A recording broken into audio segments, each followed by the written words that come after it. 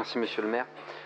C'est donc le troisième débat d'orientation budgétaire en moins d'un an, avec un contexte peut-être aussi incertain que l'an dernier, si ce n'est que j'espère, en tout cas j'en suis certain, qu'entre-temps les collectivités ont appris à gérer à minima au moins cette incertitude.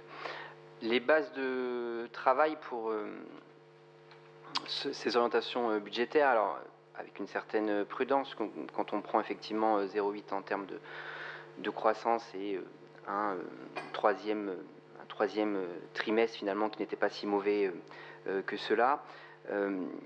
Quelques observations, interrogations là encore. Sur le DILICO, il est mentionné des chiffres au niveau national. Est-ce qu'on pourrait éventuellement avoir une estimation arrêtée de ce qui a été ponctionné en 2025, même si c'est une estimation voilà, à la louche, mais c'est quand même important, et éventuellement une estimation, là encore, on a des chiffres au niveau national, mais ce que ça pourrait représenter au niveau local.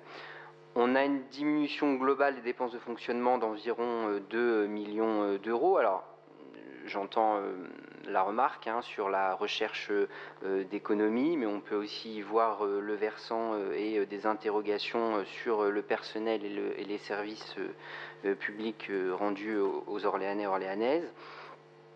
On a également, et on vous avait interrogé, enfin on avait observé il y a quelque temps de cela, Monsieur Martin, Monsieur le maire, que en termes d'investissement, si je me positionnais hors métropole, on était en moyenne sous la mandature à 52 millions. Je constate que si on prend effectivement cette dernière projection, à savoir 58 millions, cela permet de faire augmenter cette moyenne de mandature et finalement que cette mandature serait la plus élevée des dernières mandatures. Première remarque, il n'est jamais trop tard et je suis plutôt satisfait effectivement qu'il y ait plus d'investissement. Alors après, il faudra voir en réaliser.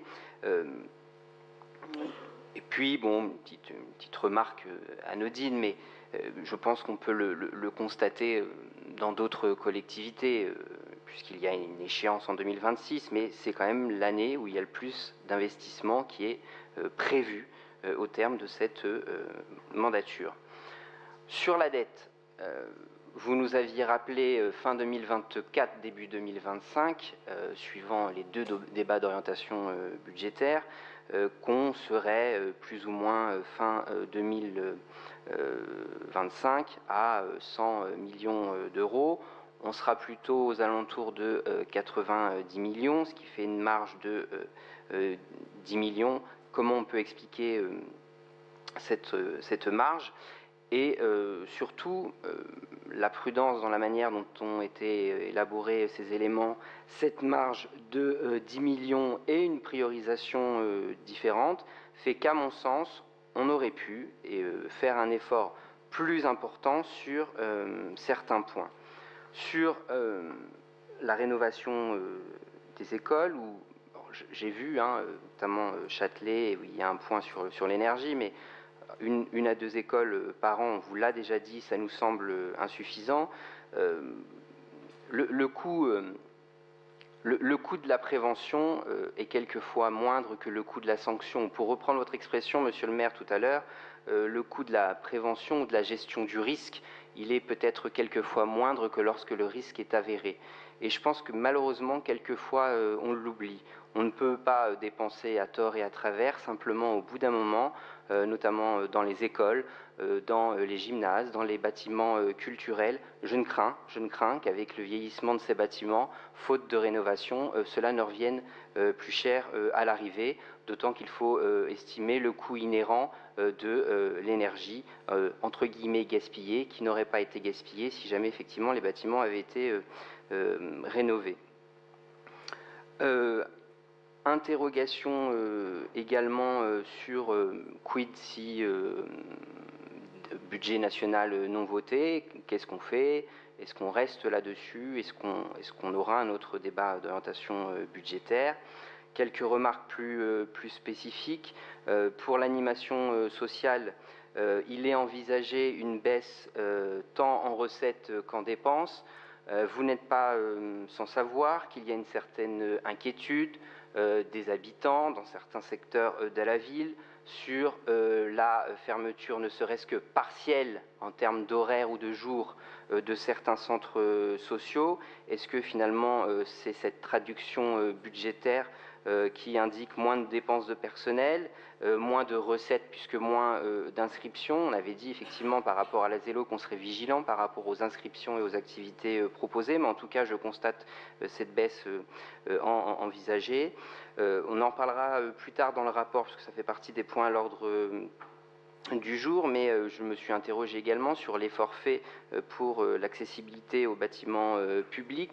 Comme un certain nombre de collectivités, il y a un retard à rattraper.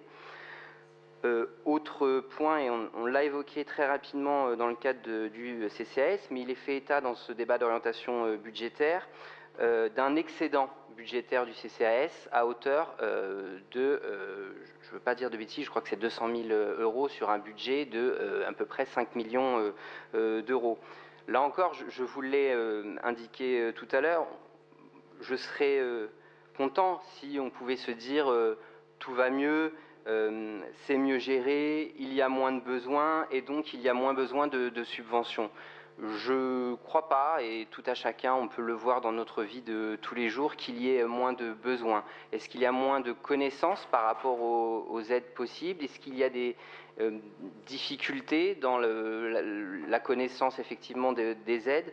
En tout état de cause, je m'interroge sur la baisse de la subvention en raison de cet excédent où, à mon sens, il y a là encore une difficulté d'accès à l'information, et c'est pourquoi aussi tout à l'heure je m'interrogeais sur la restriction des aides qui peuvent être apportées, mais il ne faut pas diminuer ce budget.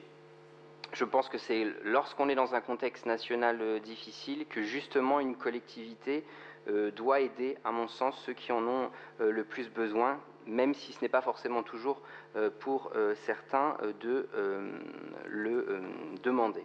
Voilà principalement les observations que je souhaitais faire.